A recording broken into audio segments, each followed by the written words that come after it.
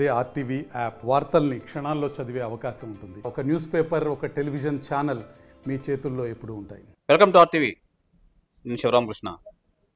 Medical hospital సంబంధించి pulmonologist doctor Monisha madam pneumonia కోసం అసలు ఏంటంటే జాగ్రత్తలు తీసుకోవాలి, అది ఏ విధంగా వస్తుంది, దానికి మెడికేషన్గా ఏ విధమైన లేటెస్ట్ టెక్నాలజీ వచ్చాయని చెప్పి మనతో పాటు డాక్టర్ మోనిషా మేడం ఉన్నారు. మేడం అడిగి తెలుసుకుందాం. హలో ఎవ్రీవన్, నా పేరు డాక్టర్ మోనిషా. నేను మెడికవర్ హాస్పిటల్స్లో కన్సల్టెంట్ పల్మనాలజిస్ట్గా వర్క్ చేస్తున్నాను. ఎవ్రీ ఇయర్ నవంబర్ 12న మనం వరల్డ్ న్యూమోనియా డేని సెలబ్రేట్ చేస్తాం.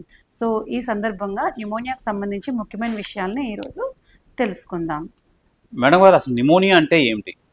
న్యూమోనియా అంటే లంగ్స్కి వచ్చే ఇన్ఫెక్షన్ని బేసిక్గా మనం న్యూమోనియా అంటాము. ఈ న్యూమోనియా అనేది దానికి చాలా రకాల కారణాలు ఉంటాయి.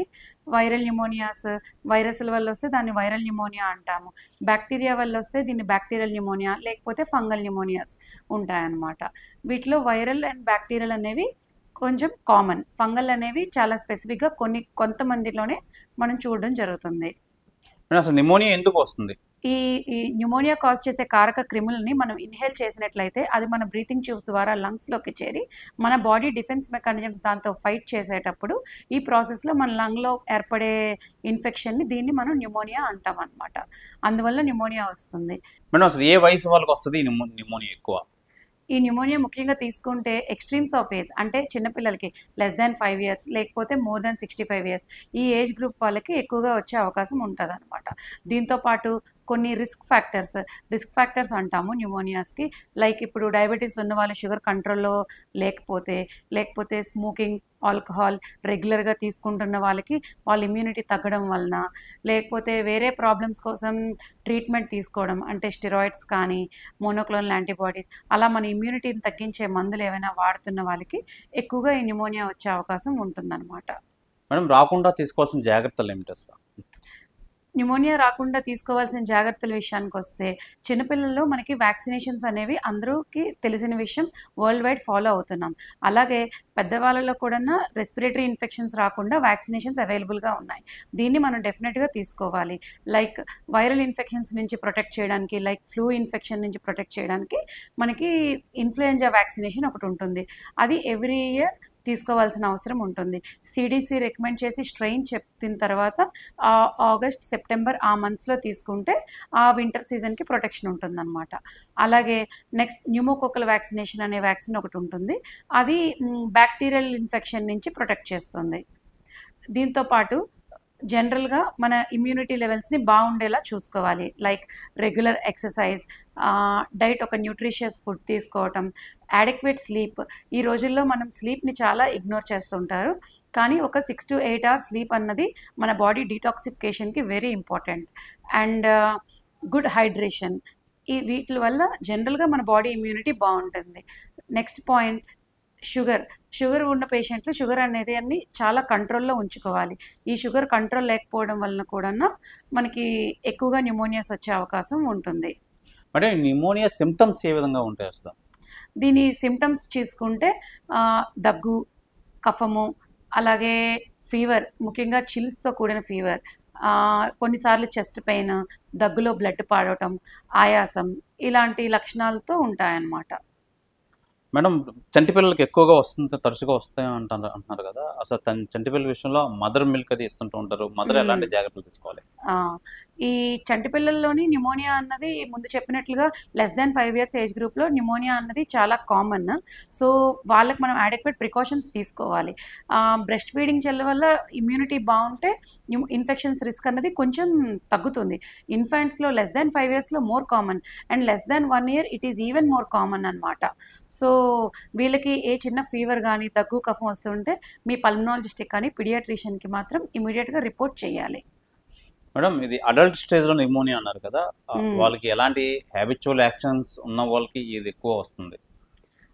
ఈ న్యూమోనియా అన్నది వైరల్ ఇన్ఫెక్షన్స్ అనేవి ఎవరికైనా రావచ్చు. బట్ బ్యాక్టీరియల్ ఇన్ఫెక్షన్స్ జనరల్లీ ఏదైనా రిస్క్ ఫ్యాక్టర్స్ ఉన్న వాళ్ళకి, అంటే స్మోకింగ్ కానీ, ఆల్కహాల్ కానీ, డయాబెటీస్ కానీ, కిడ్నీ పేషెంట్స్, వేరే ప్రాబ్లమ్స్ సఫర్ అవుతుండడం, అంటే ఇప్పుడు కిడ్నీ పేషెంట్స్ రెగ్యులర్గా డయాలసిస్ ఉన్న వాళ్ళు హాస్పిటల్స్కి విజిట్ చేయడం వల్ల, లివర్ డిసీజ్ ఉంటే ఇమ్యూనిటీ తక్కువ ఉంటుంది దానివల్ల కానీ, లేకపోతే సిఓపిడి అనే లంగ్ ప్రాబ్లం ఉండడం వల్ల, ఈ జనరల్ కారణాలు ఉన్న వాళ్ళు ఎవరికైనా సరే న్యూమోనియా సివియర్గా వచ్చే అవకాశం ఉంటుందన్నమాట.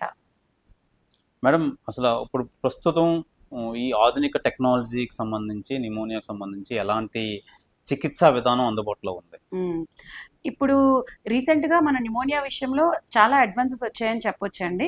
అంటే ఇప్పుడు డయాగ్నోసిస్ విషయంలోకి వస్తే మామూలుగా పేషెంట్ని మనం మొదటగా చూసినప్పుడు అతని రిస్క్ ఫ్యాక్టర్స్ బట్టి ఈ న్యూమోనియా అయి ఉండొచ్చు అని దానికి సరిపోయిన యాంటీబయాటిక్స్ పెడతాము.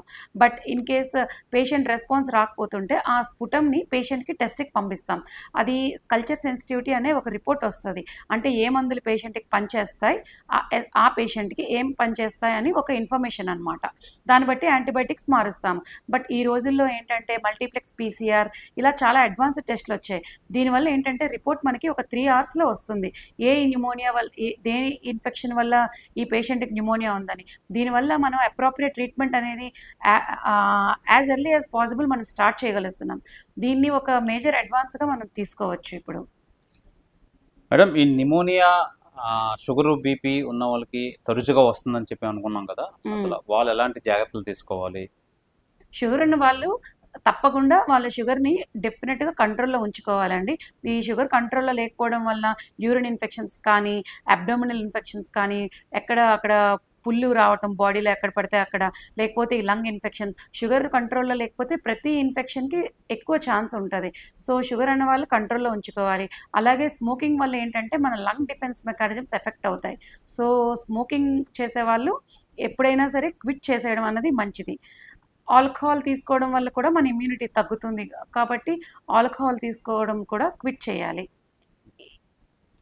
మేడం అసలు ఎలాంటి ఎక్సర్సైజ్ అవి వర్కౌట్స్ చేస్తే దీన్ని అవాయిడ్ చేయొచ్చు నిమోనియాని? జనరల్గా రెగ్యులర్గా ఎవ్రీడే పేషెంట్ ఎవరైనా సరే ఒక 30 minutes 5 times a week ఈ ఎక్సర్సైజ్ అన్నది డెఫినెట్లీ చేయటం అన్నది మంచిదండి. దీనివల్ల ఏంటంటే మన కార్డియాక్ స్టేటస్, ఆ తర్వాత లంగ్ ఎండ్యూరెన్స్ అంటాం, ఇవన్నీ కొంచెం హెల్దీగా ఉంటాయన్నమాట. దీనివల్ల మనం